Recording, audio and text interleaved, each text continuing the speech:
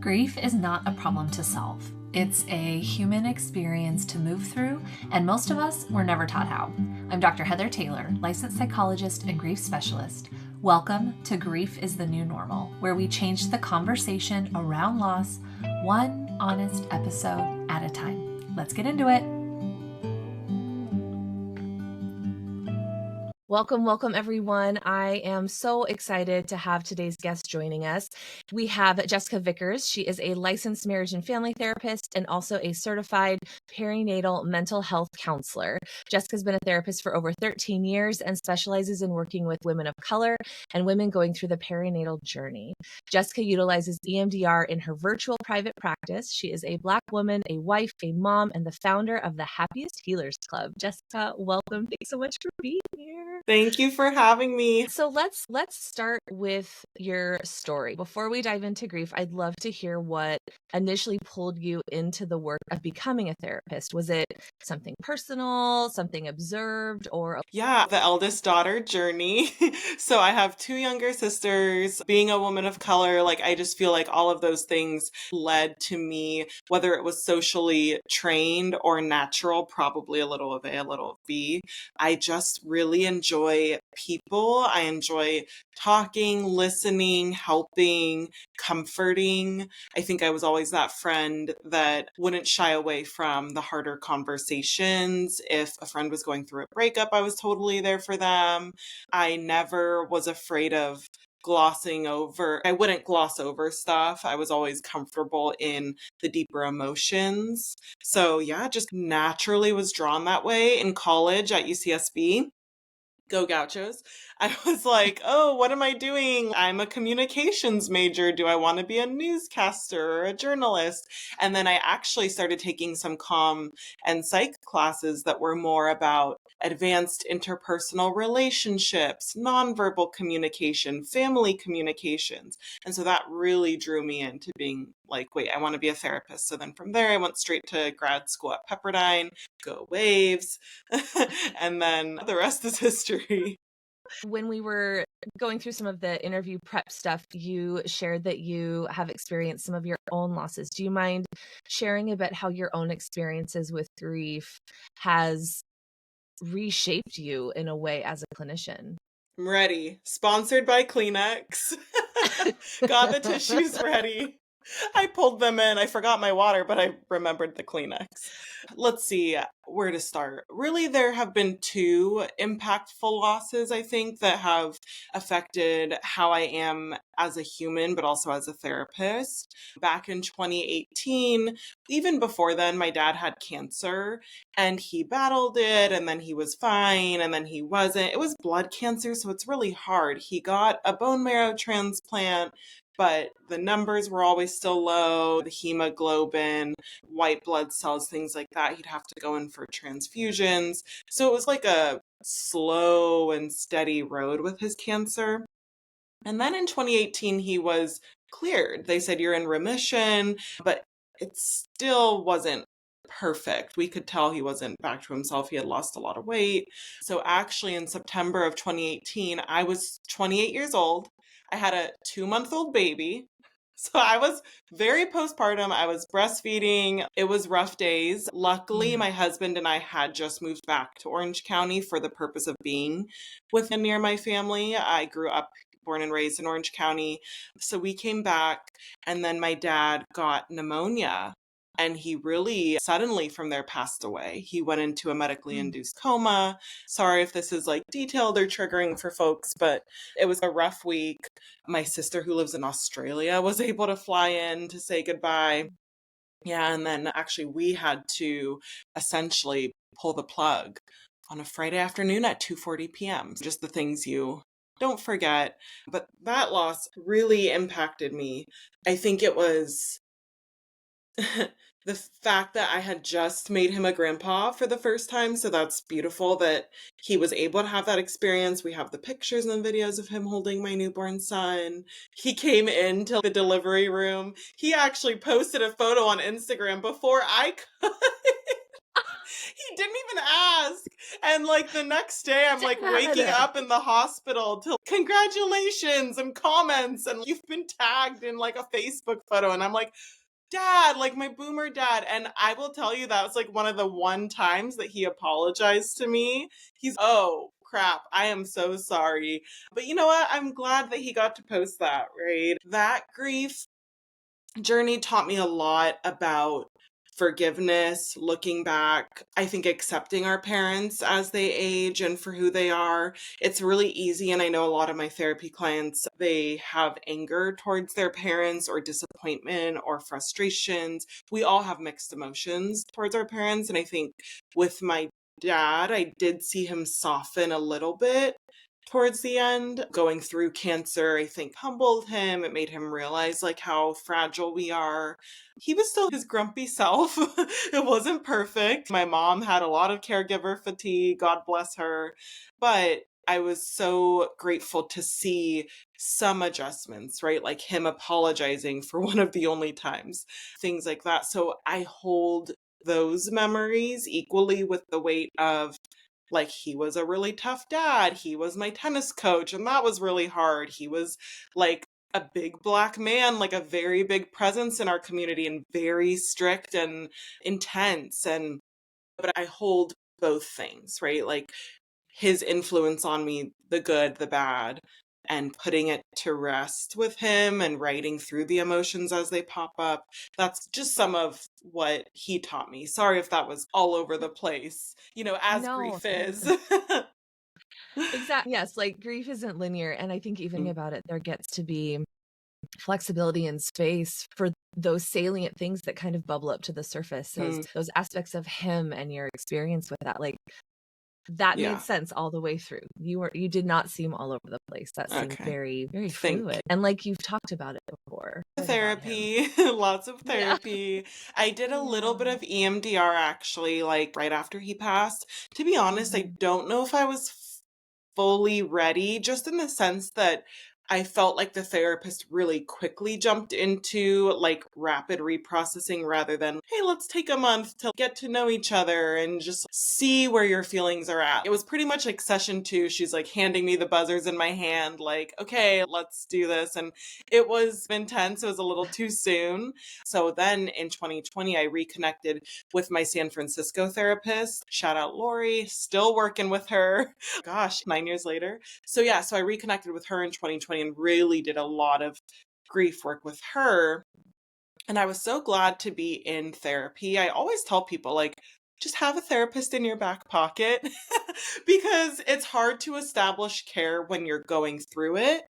And once again, in December of 2022, this one's really hard. I lost my best friend. Suddenly, shockingly, she was 33, had just turned 34 years old. So she would be 37 now. I'm 36 now. It's very weird to pass the age of your friend dying. So we grew up together. My good friend, her name was also Jessica. We were both tall. We prided ourselves on being tall, having big lips, being curvy. We were in choir together. We really grew up together since age 4. She was 5, I was 4 when she moved across the street. So she really just shockingly one night just never woke up. She had been dealing with some pain issues. She had been trying to get a diagnosis, whether it was autoimmune or what was going on, dealing with a lot of pain in her life. And she was also a therapist. So we really had a lot in common. She actually came to the hospital when my dad was dying, and she came to hold my baby because my baby wasn't allowed in the ICU. So she was really my girl. She came and was there with me that day. Her mom bought us pizza that night at my mom's house. So to lose her just a couple years later, that one was a shock. And I was so thankful to already have my therapist. So we literally already had a session scheduled for the next week. So imagine my therapist surprise when I show up and I'm like, hey, my best friend just passed away 5 days ago. We need to process this. So I was super fortunate to have her. Still, obviously, you can hear the tears. It still hits you. So That one was really hard. And I spoke at both of these funerals. So that was intense. Wow. And you Yeah. know what? It was beautiful. And I've had some clients who have asked, should I speak at my dad's funeral? Should I speak at my grandma's funeral? And I say, if you can, do it. For me, it was such a way to honor them. It was an honor for me. It was a great way to process and to talk about our relationship. So, yeah. Do people cry on here? Is that normal? Yes. Yes, that's normal. That's Good. normal. Mhm. Thank you for sharing about Jessica. Yeah, She sounds really amazing. she was. She was such a light. I felt so bad for her clients. She was so powerful and impactful and helpful for them. She was that friend that would just come over, bring you dinner. During the pandemic, she was like in our bubble. So she would come, hold my babies. She'd always look so cute and put together. And I was like covered in spit up. Like, Hot mess mom. but yeah, I was definitely hot mess mom era. And she was like cute polka dot skirt. And actually, she came to Disneyland with me a couple times. She had these signature ears that now her mom gave to me. So I wear her ears when I go. They're like little Groot ears, custom made.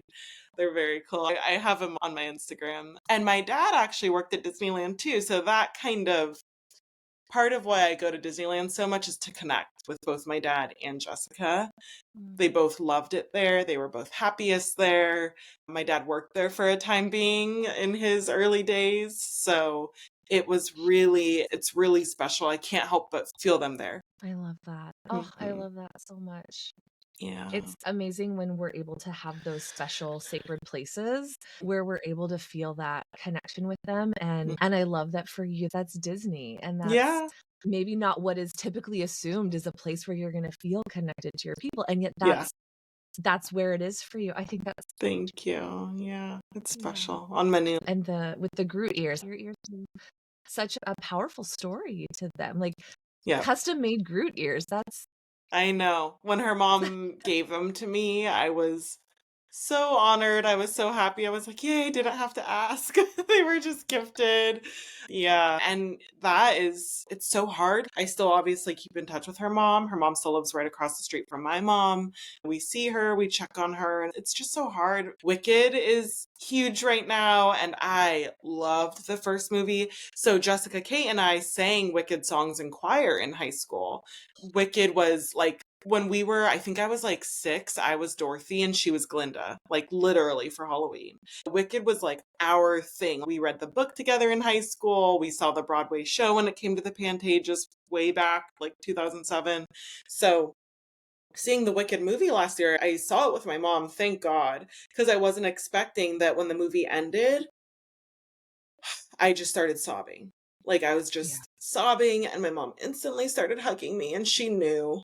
We both said, we're like, Jessica would have loved this. So I texted her mom. So now with the second movie coming out, I'm in touch with her mom that Jessica would have loved this and she's enjoying it from heaven and you assign meaning and you keep going and you keep enjoying all the things for them, right? so many. I'm at a loss for words. There's so Hmm. much connectivity there and those glimmers where you get to feel connected to her in all of these cool ways because you guys have had such that history together. You said you guys were Yeah. best friends since 4 and 5 Yeah. and just that lifelong friendship, those shared interests. That's just so cool that you're able to continue those bonds with her even though she's not physically here. And Yeah. I think that's such a gift Yeah.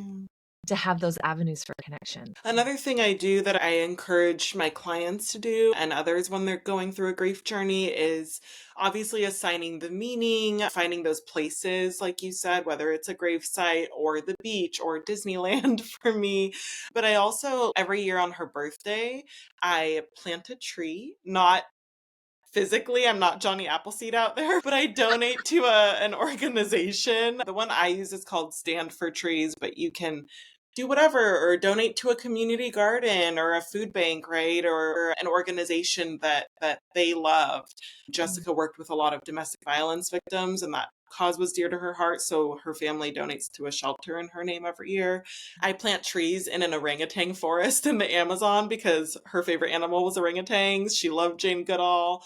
It's just something I do. And same for my dad. On his birthday, I have trees planted in his name. It's a great way to donate to a good cause in their name, and it helps me say happy birthday to them. That's my gift to them because we remember the anniversaries, but on their birthdays, my mom said one year we went over and we had ice cream together, and she said we should celebrate, we should wish them a happy birthday. And so that's a way that I feel connected with them too. I love that. And donating something in their name, that's keeping their name Yeah. going Yeah. live. And I love when people ask my loved one's name and then I get to say it because it's, oh, I'm not the only one who's going to remember their name now. Yeah. So donating in their name, I think that's such a beautiful way to continue their legacy. Yes. Yeah, I love especially talking about my dad's legacy. I love telling people, yeah, I spoke at his funeral and there were 800 people there. And that wasn't even everyone. There were people across the country that wanted to come but couldn't fly in or just couldn't make the day in time. But yeah, I love to tell people he had 800 people. He was the coach, Coach Cyrus. Everybody in Placentia knows Coach Cyrus. He probably coached your son in basketball or tennis. He had a court in his backyard that he would coach on. So he was like really influential. And I love sharing that with people, especially my newer friends. You make friends all the time in your career, or my kids make friends and I become friends with their moms. So they never got to meet my dad. So I love talking about him, and I encourage people, don't be shy. It's okay. And you know what? Will some people get uncomfortable and not know what to say? Yes, that's okay. They can feel a little bit like, oh, sorry. And that's okay. God bless if they haven't had a grief experience. I don't wish grief upon anybody, but if you're going through it, it's okay to talk about it with your new friends or bring it up or share their name or talk about how you plant the tree in their name or talk about how Disneyland was their happy place or just, yeah, keeping their name going, like you said, I think is so important. Yeah. And that, like you said, like they might not know what to say. They maybe not haven't had that loss. They don't speak grief. Yeah. It's this different language or that you don't realize, oh, there's a different way to talk about it once you're on the other side of that. And it's interesting when you bring it up and it's like just something that you are used to or comfortable or need to talk about. Yeah. And those around you who don't know what to say or do, it's pretty clear. And so I think that's why I do things like this podcast, is to help with having more language for speaking about grief and awareness of grief informed practices and speaking that language, because it's a universal lived experience that we all will go through in some facet. What would it be like if we actually knew how to talk about it before we're in it? Yeah, absolutely. Yeah. So I'm going to pivot just a little bit, because in your private practice, you do a lot around infertility grief and peripartum support. Do you mind sharing a bit about that ambiguous grief and supporting clients and making space for it? Yes, so happy to speak to that peripartum period. I see so many clients, they start their therapy journey because they say, hey, I'm getting ready to get pregnant, or I've been trying to get pregnant for a few months and I just want to have this space to process as it happens, right? To get the coping skills. Some people come in after a loss already. Maybe they've had a miscarriage or they've had a diagnosis of endometriosis, or they know they're going to have to go through the IVF journey. So I love that they're seeking the support. It is hard because when you've already say you've lost a parent, that is a specific type of grief where you go, okay, this person is gone and they're not coming back. So let's process that, right? And it's not linear, it's messy, it's sad, it's devastating, and it still feels, okay, I see the path. Give it time. We can do EMDR to lower trauma response. And I know that I will rebuild my community, or how to honor the person. That's one type of grief. When you're working with potential infertility, that is so hard. Or somebody has had 1 or 2 miscarriages and there's not a clear diagnosis. And so they're still going forward with trying to conceive. It's really hard. And as a therapist, I want to say, it's going to work out. It's going to happen. And you just can't say that because you don't know. And it's really sad, but I do know people that eventually they came to the conclusion at 40 to 45 years old where they said, okay, I'm unable to have kids. I tried. That door is closed. I'm moving on. And I'm now processing that I will not be a mother to birth children. Now, whether they go forward with adoption or not is totally an option and a different type of grief process. But some people get to the place of, oh, wow, like I'm not going to be a mom and I need to grieve that. But for those who are still in it and they're going, okay, when is it going to happen? How is it going to happen? Is it going to happen? That's really hard. And all we can do is focus on what we can control, right? Let go of the things we can't. We can find community like podcasts, support groups, therapists, friends. I really want people to be talking about this more with their friends. And I totally understand the hesitation. A lot of people say, I don't want to be the Debbie Downer of the group. All my friends are pregnant or they have babies, and I don't want to be like the one that's pitied or the one that they don't really understand or they don't know what to say. And that's valid. But also, way more people are going through fertility journeys than we think. Like that girl on Instagram who just announced her pregnancy, that might have been 3 rounds of IVF. You really don't know, especially as we are choosing to have kids at a later age, which can be so amazing if you wanted to really work on your marital foundation, your personal foundation, your financial foundation. The reality is, the longer we wait, it might take a little bit longer, or using IUI, IVF. That's okay. I want us to normalize it. I want us to talk about it. So I really encourage my clients to focus on what they can control, looking for that community, that place where they can talk about it, they can feel the feelings. And sometimes we just have to sit with the unknown, the uncertainty, the ambiguity of, yeah, this has been a really crappy year for you.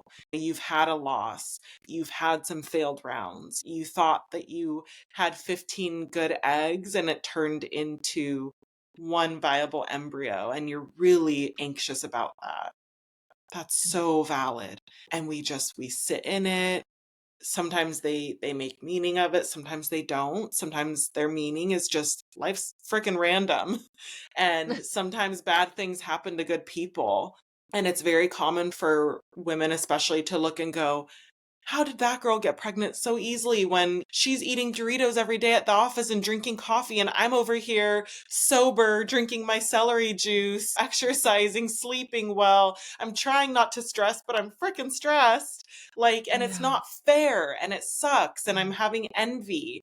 That is so normal. But people feel like monsters for feeling that way. They feel like a bitch. And I'm like, you're not a bitch. You're a normal human who's going through grief. And sometimes grief means jealousy, comparison, rage, anger at God or your body, just the unfairness, the injustice of it all. And really just having a space in therapy with a good girlfriend, with your husband, with whoever, that you can just be in that and not judge yourself or shame yourself for feeling that. I think that is huge. And trying to stay present. I know it's hard. We want to jump forward. Will I have a baby next Christmas? Will I get pregnant in January? Just don't know. So just stay present. What can you do today? Do you need to talk to a doctor? Do you need to go for a nice walk and get a warm coffee? What do you just need today to help you sit in that feeling? Yeah.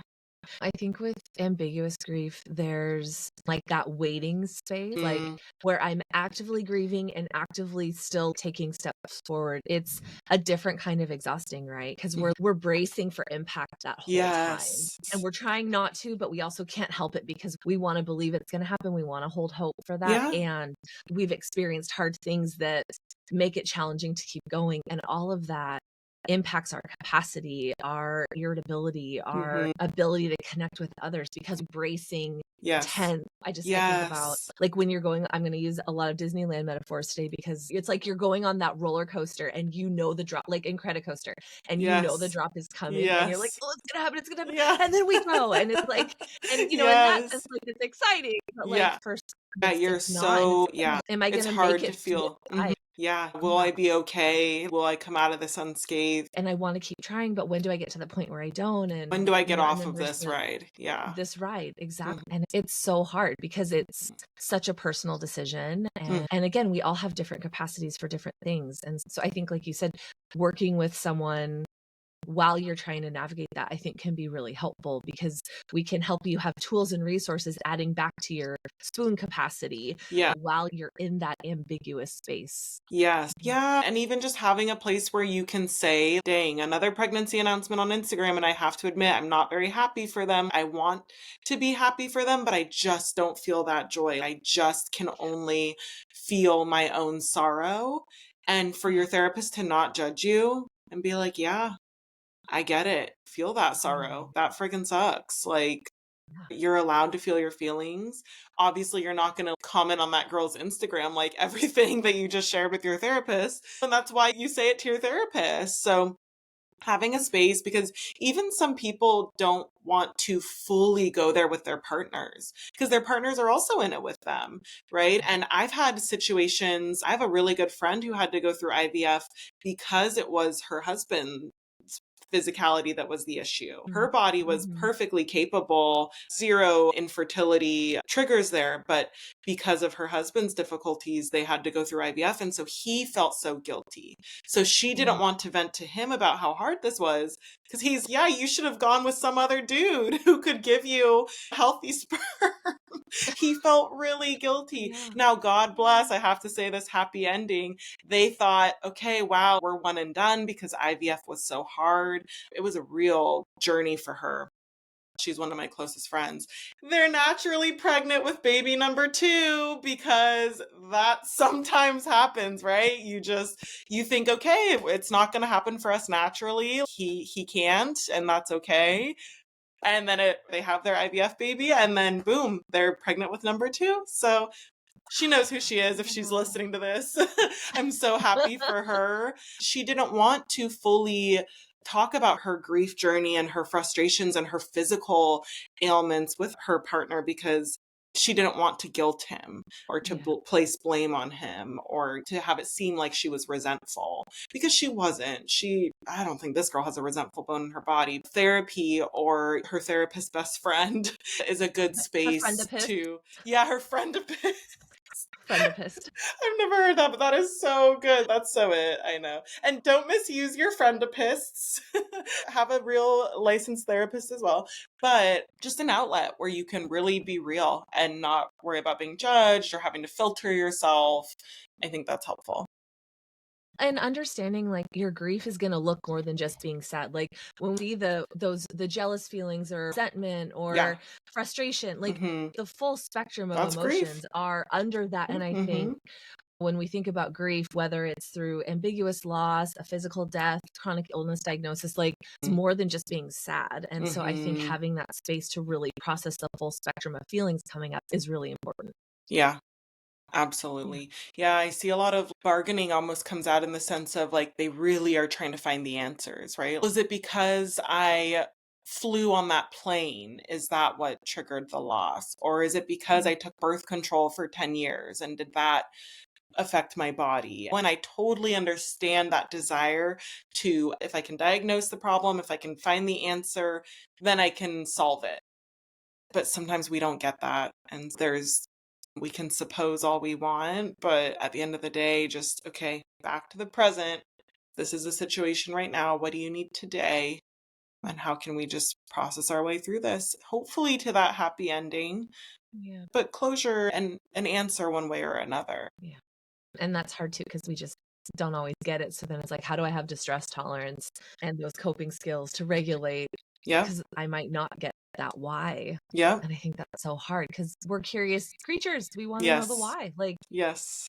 again, like you were mentioning with the celery juice versus coffee and Yeah. Doritos, like, Yeah. what, like, where's the why there? Yeah, how? What's the correlation? This doesn't make sense. I know. I know. And you know what? Fun distractions are really good too. I That's why I say go to Disneyland if you've got the pass or if you have access. Go watch a fun movie. I love The Real Housewives. Last night I was telling my husband, I was like, oh, we should have just read books tonight. He's like, you needed your reality fix. I'm like, I did. Because I'm feeling all the feelings with Wicked and Jessica, and this time of year is hard. Do the fun things. Go get the Christmas tree. I don't care if it's November Yes. 1st, put the Christmas tree up. Or The if number it's of January clients 10th and you want to Yeah. keep it up. Yes. So we're recording this on November 8th. The Yes. number of clients I've had in the last week tell me, I said, fuck it, and I'm putting the Christmas ornaments up. Like, yes, do it. You Ho, ho, decorated for ho. Halloween. Be Yes. It jolly. brings you joy. Like, yes. Yes. Just the decor, the food. I love to bake, whatever brings you comfort.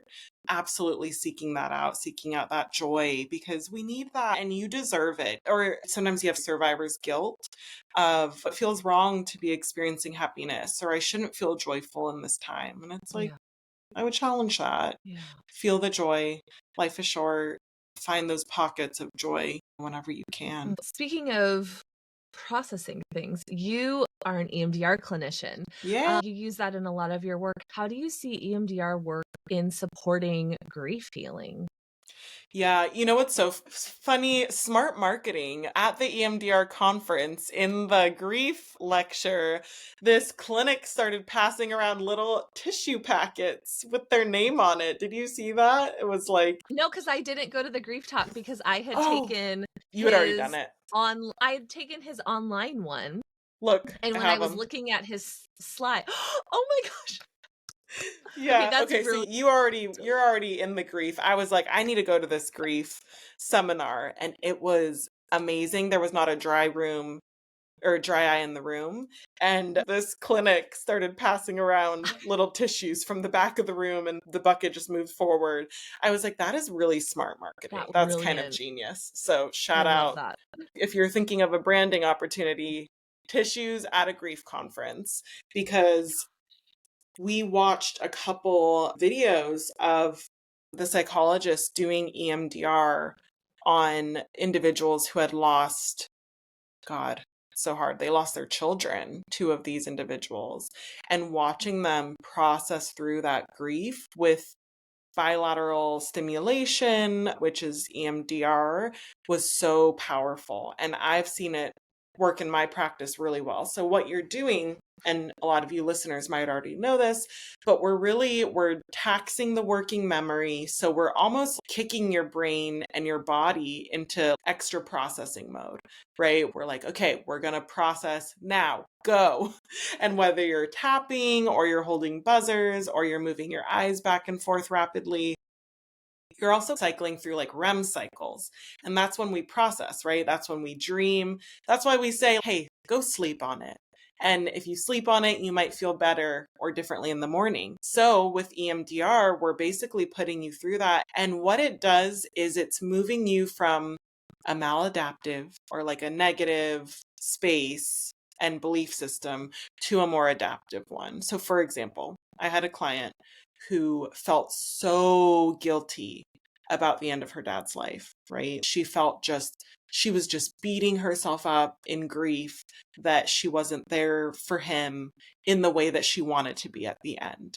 It was super valid, by the way. Like, she was in protective mode. She was also on a fertility journey. It was super, super, super valid, but she couldn't see that, right? So we did EMDR, eye movement reprocessing, and first it physically calmed her. So it got her heart rate down.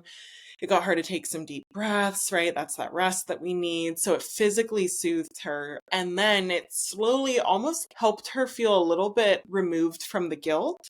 So there's still a relationship with the guilt there of, oh, I see how I would have liked it to be at the end.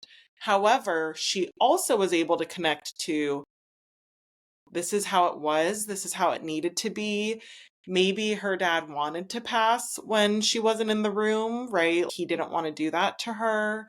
So she was able to assign a lot of meaning and get to a less guilty place of, okay, he's gone. This is how I want to remember him. This is how our relationship was. Just moving into more radical acceptance of it rather than shoulda, coulda, woulda. I was a horrible daughter. This was so wrong and bad, and I want to redo it. Yeah. The EMDR moved her to, okay, I physically feel better about it, and mentally I'm more understanding and accepting and forgiving of myself for it, right? That's amazing. Yeah. I love because there can be so much physical activation around when Mhm. I think about our person who's passed, and so to Yes. be able to calm that piece, that activation, and then be able to Yes. actually see the feelings, see the things that I need to help get unstuck so I can have adaptive grief Yes. instead of feeling super stuck in just that primary loss event, and it's helping Yes. with moving into whatever's next and towards grief integration. And I think EMDR does that in such a beautiful way. And you just Thank described you that for sharing about beautifully. that. Oh, Thank you. I'm gonna go back and listen to that and be like, yes, that's what we did. We just went through an integration process. Yeah, because you're still going to have the grief, right? EMDR is not going exactly. to bring the person back or make you feel all Yes. hunky dory about it. I still tear up when I talk about my dad and Jessica, but Yeah. I also, it's a more adaptive grief, like you said. It's okay, the acceptance piece, still sad, still a loss, still a hole. Here's what I can do about it. Here's how I can honor them. Here's how it wasn't our fault. Things like that. Yeah. Yeah. I think that's why I like the grief integration language so much, because at least for me, I experienced a traumatic loss. And so acceptance has never felt like the right fit for like, Mm, and with me, I find integration really helpful because it's like I'm carrying my person with me moving forward. I yeah. integrated their loss into my story. That influences how I continue to move forward. And I'm like, I'm not okay with what happened. Oh, You know what I it's mean? not Yeah. fair that we Yeah. lost them at such a young age No. or in the No. shocking manner that we lost them. And it's not fair for Yeah. them. Like they didn't Yes. deserve that. And there's no rhyme or reason. Yeah. And yeah, this is my relationship with it now because this Yeah. is what happened. And so this is how I'll carry it moving forward. I love that. That's wow. It's really well said.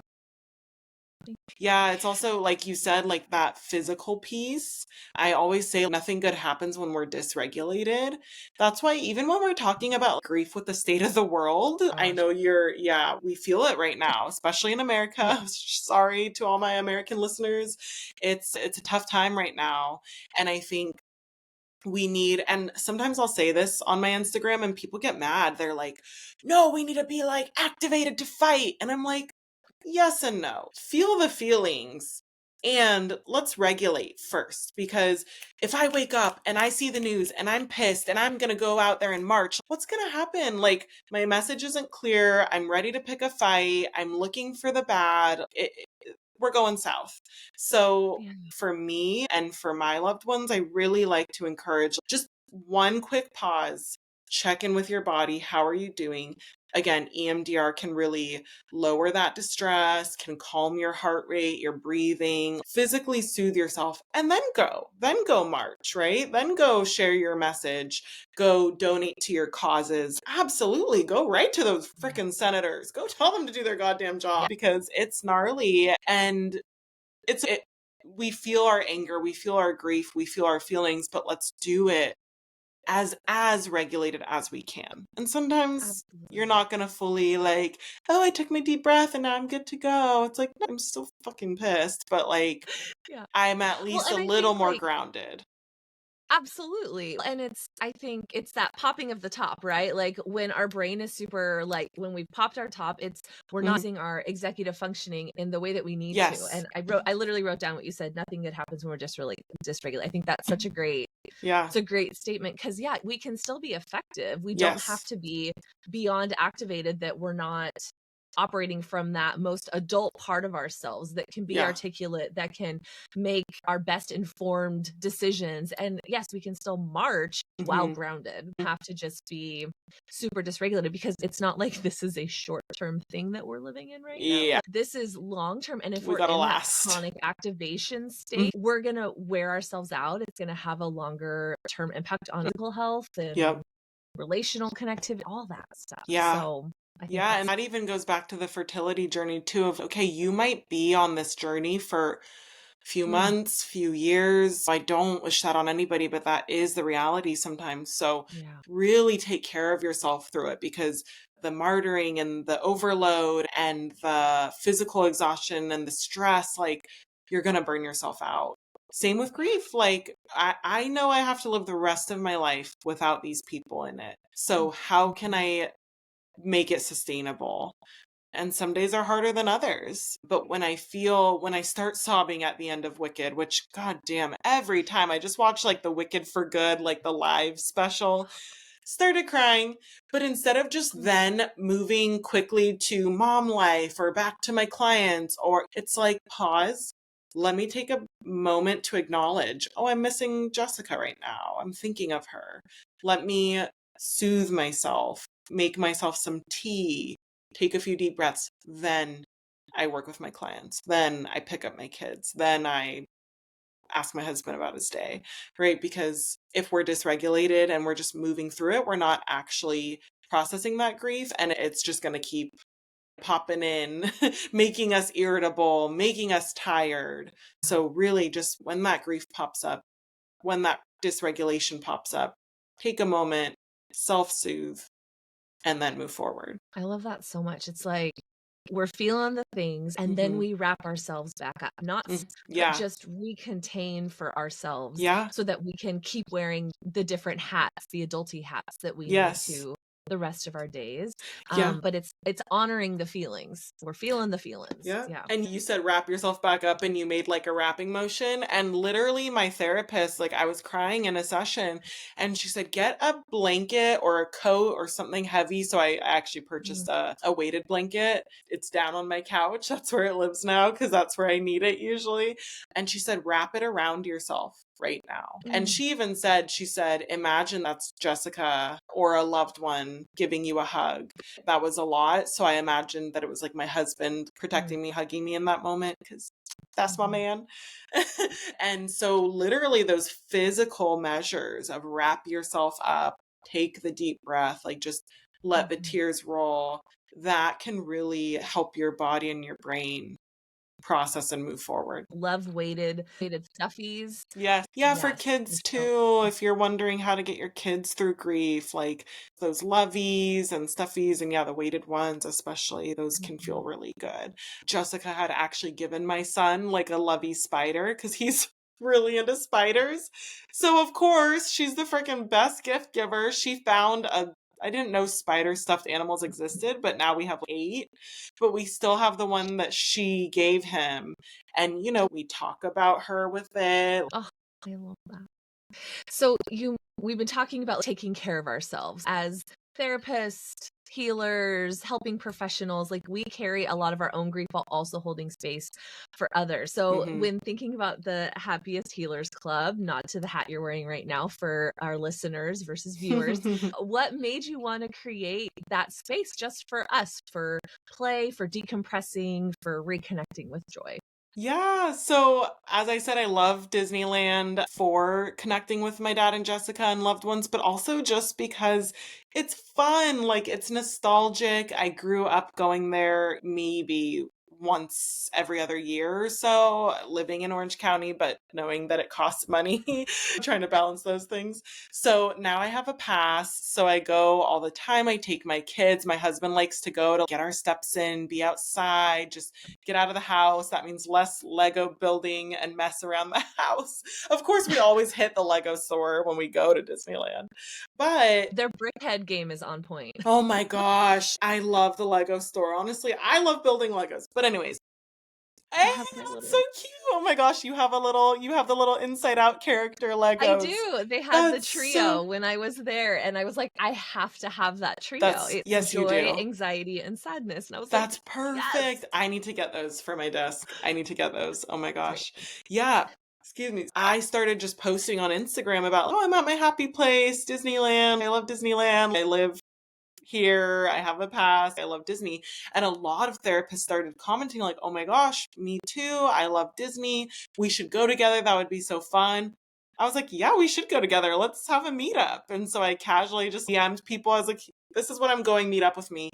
Like 15 of us met up, took a picture, went on a few rides, got lunch. We were like networking. I was like, this is really something. We're all so free here. It didn't feel like when you go and you network and you're like, what's your specialty? What do you charge? Oh, I'll definitely refer to you. And then you like never remember the clinician again. It was like we're connecting on this human level of, ooh, what's your favorite ride? What's your favorite childhood memory here? What's your favorite snack? Do you want to go get the coffee with me? Who's going to sit with who on the Incredicoaster? Like, it was so fun and free. We really connect with our inner child. We really just feel that magic and get to be ourselves. We get to take the therapist hat off and just vibe, form connections, friendships. So yeah, I was like, let's call ourselves the Happiest Healers Club. I just started selling shirts. My favorite is like this long sleeve, like Disney style jersey. It says Compassion Crew on the back. And then I have hats. I know, and I love them. And I'm trying to sell them at a low cost so that everyone can just have it and wear it and be free. People are like, this is my new work uniform. I created a Discord. So we all chat on the Discord and talk about, okay, this is when we're going to meet up. Which park are we going to do? I think we're going to add in like a East Coast chapter because so many people are like, I live in Florida. I want to do this for Disney World. So yeah, the Discord is like a great place where we network, but we also just get to be like, ooh, did you guys see this new specialty churro that's dropping? And it's a place where we can just drop the pretense, be ourselves, the happiest healers. We're therapists, but we also believe in our own self-care, joy, connection. We're all pretty grumpy about the state of the country, so we get to just go and vent and be in a safe space. Next year for the EMDR conference, we're definitely going to do either before the conference, probably before, because we're always so tired after. But yeah, we got to do a Disney day. Yeah. Yes. I know when you said there's a long sleeve Compassion Crew jersey, I'm like, oh my gosh, as soon as we are done interviewing, I am going to go buy myself Aw, some. I love I that. love I think it. that's so great. It's Yeah. cozy. It's fun. Yeah. I love the connectivity on the human level of like this, again, the shared interest. We all do a lot of work and holding space for others, and Yes. we're in that burnout space. Like there was Yes. not a class in our grad programs on like how do we help our clients navigate the state of the world like Right. when it's on fire, and it Right. feels like it's been that way for 5 years, so I guess what would be your encouragement to clinicians listening that are in that burnout space and needing some relief and carrying their own grief? Yeah. Follow my Instagram at Jessica Vickers MFT. No, but I post about this all the time of just, hey, if you also are pissed at the government, if you also want to talk about the racism that's going on, or if you're feeling so burnt out, A, you're not alone. B, here's some coping skills. Maybe it's, again, finding your community, finding the silly joy outlets, whether it's like Disneyland is my self-care, going to the beach, going to the lake, going to the park, but just taking care of yourself. It's going to look different for everybody. So it's a balance, right? I self-care and I take care of myself, but it's also acknowledging that the state of the world sucks. And I didn't like how things went in 2016. Then 2020 hit and it was like, woof. And then 2024, and it's like, when can we catch a break? So we have to just acknowledge that these systems are really harmful right now for so many of us. Even just the healthcare system is so hard. You look at other countries and how they just have access to affordable healthcare and it's less stigmatized. So we have to just also, the same way that we sit in grief sometimes and we don't get the closure or we don't get the answers, I think sometimes with our therapist burnout, it's okay, this is what it is right now. This, whether it's misogyny, capitalism, homophobia, these things that are happening are really damaging and it's hard Yeah. and it's hard for our clients. So hold that space for your clients. And then after session, hold that space for yourself Yeah. and get good rest, get good nutrition, hydration, love me some electrolyte. It's not going to solve the problems, but it's going to, again, sustain me so I can get through tomorrow. Yeah. And I think finding those ways to metabolize out all that we're holding space for. And even when your husband joins you at Disneyland, we got to get our steps in. It's Yeah. like, I think of steps as let's metabolizing out all the weight of what Yeah. we're carrying, Literally on a shaking it out. Sometimes I just dance, like turn on a music, some songs, and or I go to the gym and I love the physical heaviness of squatting and hip thrusting. Like it's physically shaking it out. Yep. Yes. Yes. So as we start to wrap up, for the grieving listener, what would you want them to take away from this conversation? Yeah, I always want them to know that they're not alone. I would love to encourage them to open up a little bit more about their grief with some safe people in their lives. I hope that they'll be pleasantly surprised that your friends want to show up for you. You're not a Debbie Downer if you just get real for a minute. You might be surprised that other people are on similar journeys. If you don't think you have anyone in your life that you can really open up to, find that therapist, find that support group, find that community, because we really need each other to get through this. We do not thrive in isolation. Take care of your bodies physically. EMDR can help with that. Disneyland can help with that. But I think physically and emotionally, we have to really care for ourselves right now. Well, Jessica, this has been such a great conversation. Is there anything that you were hoping that we would cover that we haven't touched on today? Thank you so much for giving me space to talk about my loved ones and my grief journey and just how I've processed it and how it pops up randomly watching Wicked, or tomorrow I'm going to Moulin Rouge with my mom and I know that I'm going to have some feelings. Jessica loved Moulin Rouge and we also performed that in high school together in choir. So I'm like ready. So I'm like, I'll bring the little You tissues got your from the little tissues. conference. Yes. Yeah, I'll bring those. And just, I'm going to give myself a lot of grace. I hope that listeners give themselves a lot of grace. If you've been on a grief journey for years, that's life. You're going to be on this journey. So don't beat yourself up. Don't think, oh, I shouldn't be crying like this anymore. It's been 10 years. No, it's okay. Your body's doing what it needs to do. And that person is with you. So, yeah. So, Jessica, if anyone is interested in joining the Happiest Healers Club, or if they're interested in working with you, what's the best way for them to connect with you? Yeah, they can connect via my Instagram, honestly, for the Happiest Healers Club. Right now, I just personally invite people into the Discord because it really is for clinicians, whether you're an associate or a psychologist or a psychiatrist, but it's for clinicians. And so you can DM me at Jessica Vickers MFT. You can give me a follow there. You can also connect on my website, jessicavickersmft.com. I'm really not taking new clients right now, Okay. No, that's fine. but maybe, never say never, maybe by the time this comes out, I actually will be. Okay. So, yeah. Thank you so Awesome. much for having me. Oh my gosh, thank you so much. This was such a fun, griefy, Disney-filled conversation. I loved it. Disney and grief. Yes, the ultimate power duo. Yeah. The duo like you never knew existed. Exactly.